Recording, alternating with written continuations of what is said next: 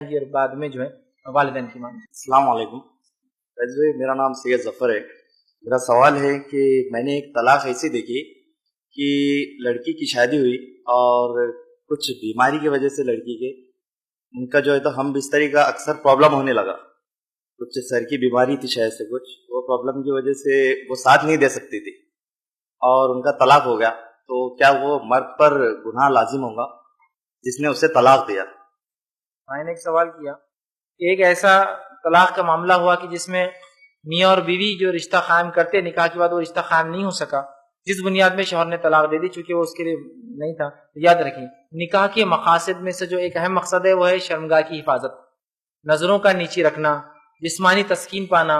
اولاد کی پیدائش ہونا۔ اب ظاہر سی بات ہے نکاح تو ہوا لیکن جو بنیادی مقاصد تھے وہ کچھ بھی پورے نہیں ہو پا رہے، صرف نکاح ہوا، نہ اولاد کی پیدائش ہو سکتی ہے اب، ٹھیک ہے، نہ جسمانی تسکین انسان پا رہا ہے چونکہ کچھ مرض ہے۔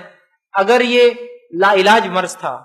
جس کا علاج نہیں ہو پا رہا تھا اور وہ انسان مجبور تھا اور اس مجبوری کے تحت ظاہر سی بات ہے اس لڑکی کے ساتھ وہ نہیں رہ سکتا تھا، تو اگر وہ چاہے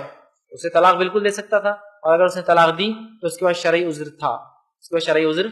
تھا، اور اس نے بہرحال کوئی غلط کام یا کوئی حرام کام اس معاملے میں نہیں کیا، لیکن شرعی عذر کی بنیاد پہ، صرف یہ نہیں کہ کبھی ایک آدھ بار کچھ ہوا اور اس نے اس بنیاد پہ ہوا کھڑی کر دی کہ بچی ایسا ہے مسئلہ ہے اور اس طرح سے، لیکن اگر کوئی شرعی بنیاد تھی اور واقع میں یہ چیز نہیں ہو رہی تھی تو اگر اس نے طلاق دیا تو انشاءاللہ عزیز اس پر کوئی گناہ نہیں، اس لیے کہ اس میں شادی کی مقاصد فوت ہو جا رہے تھے، تو طلاق دینے میں انشاءاللہ عزیز کوئی حرج نہیں۔